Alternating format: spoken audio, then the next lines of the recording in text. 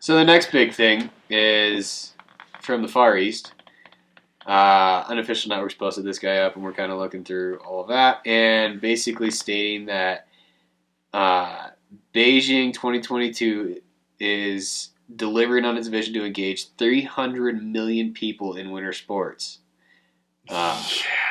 That's crazy. 300 million people skiing or snowboarding, which I kind of have this feeling that it's going to be like communist dictator being like, you will all ski and snow. Okay, yes sir, go ski, sir. Right, and it's going to be like a mandatory 3 days you have to go ski. Yeah, in order to get your food. Well, no. Actually, the funny thing is, their skiing and snowboarding culture is exploding over there to begin with, and so many people because they've had these manufacturing jobs for so long that they're starting to make real money. Right, and it's so funny because by American standards, it's slave wages, and these guys are like, we're fucking upper middle class. Yeah. We're driving X5s. Yeah, cost of living, people. Yeah, that's what it is. But there's so many people that are over there that are just trying to start somewhere. 300 million. Dude, that cash influx into snowboarding, though, would be so huge. And, with all the companies that manufacture there, we're going to see more knockoffs. That's one thing that we're going to see is, knockoff stuff. I don't know. I'm going to pose this question to the audience. Has anyone out there used the Wish app to buy snowboard equipment? Yeah, right? I've been toying with the idea of doing this, but I really don't like the idea of them having my credit card number. Yeah. I don't trust them. Mm-mm. So I might have to go get a prepaid to do this. But, I just curious to see if you could Wish app stuff, because it's usually knockoff. It really is. It's knockoff. Mm-hmm. And so I'd be really curious. But 300 million people? My thing would be, because there's so many little rinky-dink resorts, that means they're going to Japan. They're going to Japan. They've got to be. They're going to be going to Japan.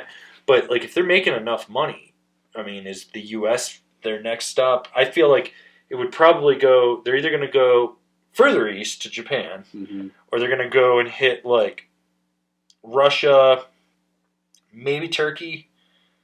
Yeah. So go up to Gulmarg, India, and stuff like that. Or not Turkey, India. Shouldn't say that. And then kind of hop over into Europe and then head to the U.S. Where would they go? Because that flight from China to the U.S. is long. Yeah, it's really long. It's 22 hours or something absurd. Might be more. Alaska? I don't know my geography all that well. Well, they could do Japan could do Japan to Alaska. Yeah, do we see a burst in resorts going up in Alaska in order to accommodate? No, because that I don't think so, because the way their land use is. Yeah. But what I would think we would see would be the West Coast. So it would probably be from Colorado west. So it'd be the whole coastline. You'd get Montana. You'd get all that. Kevin, you really got to stop snorting Mucinex before the podcast. You're sniffling really hard over there, bud. I don't do coke, in case that's what you were wondering, with all the nose touching. I'm just leaking. Anyways. He does all the coke. I don't even do it a little bit. You do New Coke, too. I've never had New Coke. I need to find that. I remember when it came out, when I was a kid. Mm-hmm. I don't think I liked it then. Nobody liked it. It was a marketing play. My geographical region, we were definitely Pepsi drinkers. Mm-hmm, Coke was yeah. But yeah. Anyways, back on topic. Yeah. So yeah, I hope that everybody in snowboarding is ready for the Chinese market to dominate where trends go. Well, here's the interesting thing. So they want that 300 million in there, but they've built 742 ski resorts and 596 ice rinks throughout the country. 742 skiers. They went from we have no resorts to 742 resorts. Yeah. And I'm going to bet that a lot of them are just rope tow hills and shit. Oh, yeah. They're little rink-dink, maybe a chairlift, literally one straight run down the center. That's it. Yeah. I'd be really curious. If anybody wants to pay for me and Averin to go do a tour of Chinese ski resorts. We'll go to Chinese snowboard factories, too. Yeah. I'll even eat dog. I promise that I will eat dog meat. I will not. But I will eat lots of other delicious foods. I'll eat dog meat. Have you ever had dog? No, I don't. It's really chewy. Can't. It's worse than horse. I eat horse. But it's not as bad as cat. Wouldn't eat cat. Don't eat cat. No. Cat is disgusting. I'll eat tiger. You gain their power. Only if you eat their brain. Well, their heart. That too. That's You got to eat their heart. No, if you eat their brain, you gain their knowledge. Right. If you eat their heart, you get their ferociousness. Yeah. So I want tiger heart. I feel like someone would feed you tiger penis. I don't want that. And you'd still eat it. No, I like it. Yeah. But 300 million? Like that. 300 million.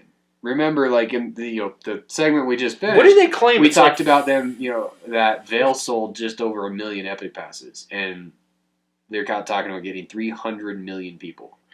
Are they saying that there was only like 56 million skier visits in North America last year or something like that? I don't know what that number is. I want to say That that's wouldn't surprise me. Yeah. But it's not like an absurd number. I don't like 300 million is so fucking huge. It's a really big number. It's okay. They're all going to come to Breckenridge because it's the #1 most visited ski resort. Right. So the lift line. So this is how the lift lines will go from here on out. So instead of those 2-hour lines, the line will go all the way back up the hill. So when you get off, you just get right back in line. Yeah. And then the singles line will go down to the gondola, down the stairs, down Ski Hill Road, to the parking lot, all the way out on Airport Road. Yeah. It'll be a 10-mile long line. Yeah. So eventually it's not going to be you're going to take the lift up to take a run. You're going to take a lift up to get back in line. Yeah, to get back in line. So the event of the day is going to be the lift ride. Yes. Instead of actually skiing or snowboarding. Splitboard sales will go through the roof. Yes. Yes. That will. Well. And no one will live here anymore. The Chinese will just buy out Vail. Yes. That's what'll happen. That's what's going to happen. It'll be like when the Japanese owned Breckenridge, but it will be the Chinese this time. Yes. I don't know. Maybe we could get a fucking good Chinese restaurant in this town for once.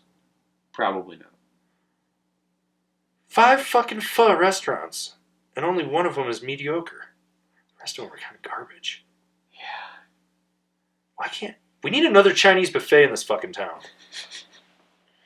Fucking worst thing that ever happened was we lost both the buffets within 6 months of each other. Avron's still bitter about it. I am fucking bitter. Got fucking 5 pho restaurants who can't even fucking get a good crab rangoon around here. Dude, and the one takes 2.5 hours to get you your pho. It's ridiculous. Which one is that? Bangkok? Yeah, that's the one down in South Main. I don't know what it's called. Peak of Asia? Maybe. Is it in La Cima? Yeah. Yeah, it's Peak of Asia. Yeah. Yeah. Yeah, we went there and took them 2.5 hours to get us our food. You're like the 5th person that's told me that, and just always people are like, you should go in there, and I was like, no, I don't feel like having a hangry rage incident because those front windows on that place are really cheap. Yeah. And I know a lot of people that have broken them over the years. I will throw a fucking chair through them if I do not get my food on time. Yeah, and you won't. I won't. And I don't understand it because the whole concept of like pho is that the broth is made ahead of time. You put everything in the broth, and it gets served to you. And depending on what you pick, like a lot of the times the meat's raw. Chicken and pork, I think, are the two that you don't get raw because the broth's hot enough that it cooks it while you sit there, and then you season it yourself. That's how pho's supposed to work. And like when I went to the first place I went to ever for pho was in Chinatown in LA, and that's how it worked. And you got your bowl of pho in like 5 minutes. So what takes them an hour and a half? I have no idea. They have to go wake the cook up from his opioid addiction. Dude, they must. Like they're just back there like shoving cocaine in his nose. Probably the same cocaine you're doing. Probably. So, oh well. They're really going to be hard hit when 300 million people come here. Like sons of bitch, they'll probably just kick them out and make it themselves. Yeah.